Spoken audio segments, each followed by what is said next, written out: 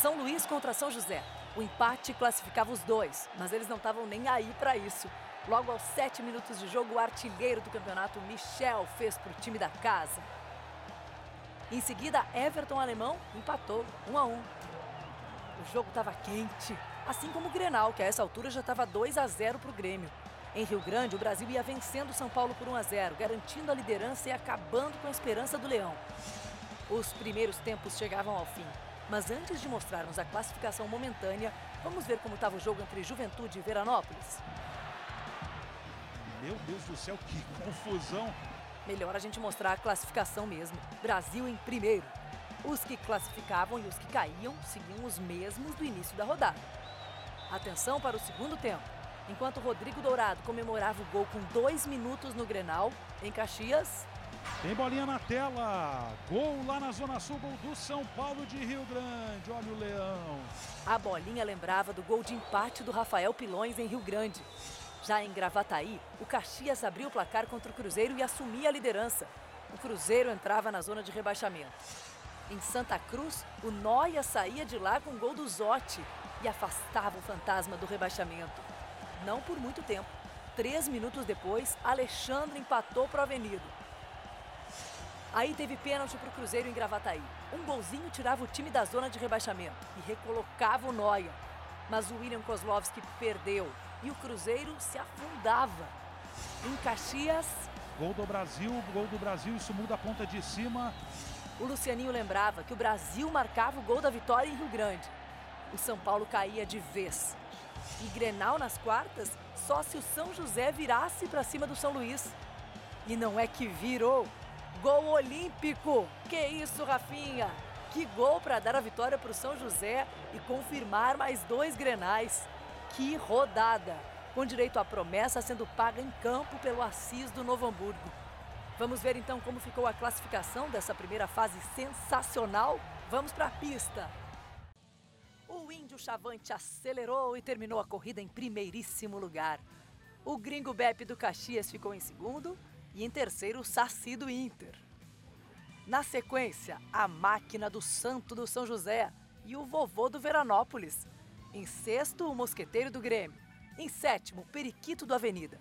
E o último a se classificar para continuar acelerando, ou melhor, voando, foi o Zangão do São Luís.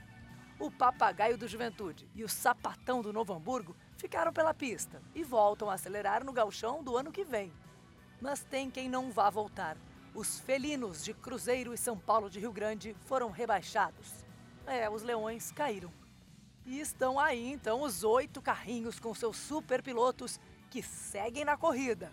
Seguem em busca da vitória na bandeirada final do Gauchão 2018.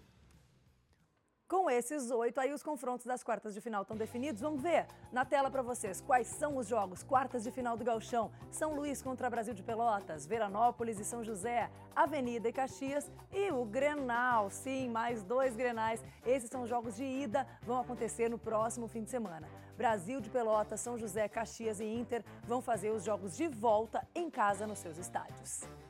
Agora a gente fala mais de Grenal com as majestades do clássico. Rei Vermelho.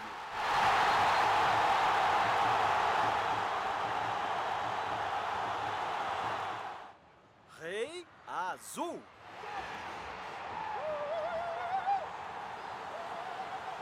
Entre vossas majestades teve pouca cordialidade.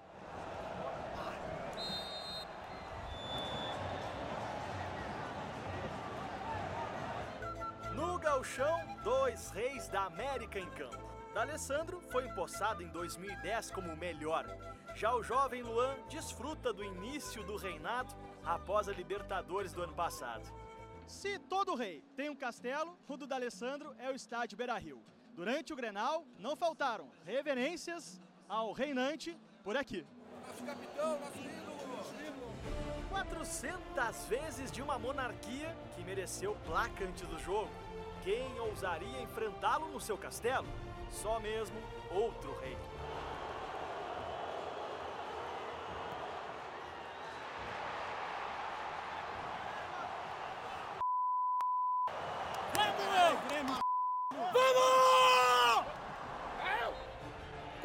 2 gols no Grenal, o Luan já tem 5 em clássicos. Pelo clube, marcou 61 vezes. Com 24 anos, entrou para a lista dos 24 jogadores que mais balançaram a rede com a camisa do Grêmio. O que eu puder fazer para poder ajudar, para construir mais um pedacinho, aí eu vou estar trabalhando firme. E o Rei é o dono da bola? Bem, para o Everton, ela é de todos. A maior riqueza deles está nos pés, então nenhum problema em se curvar ao próprio talento.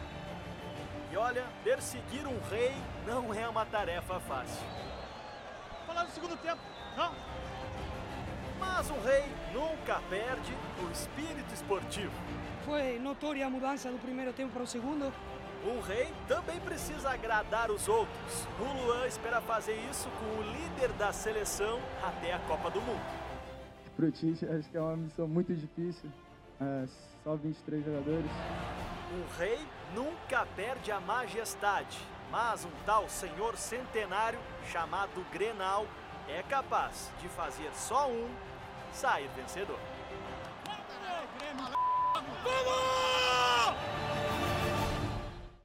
É o Luan que vai ter que esperar um pouquinho mais para ser chamado pelo Tite. Em compensação, o Jeromel foi convocado hoje de manhã para os amistosos contra a Rússia, dia 23 de março, e contra a Alemanha, no dia 27. Vamos dar uma olhada na lista completinha? Começamos pelos goleiros: Alisson, do Roma, Ederson, do Manchester City e Neto, do Valência.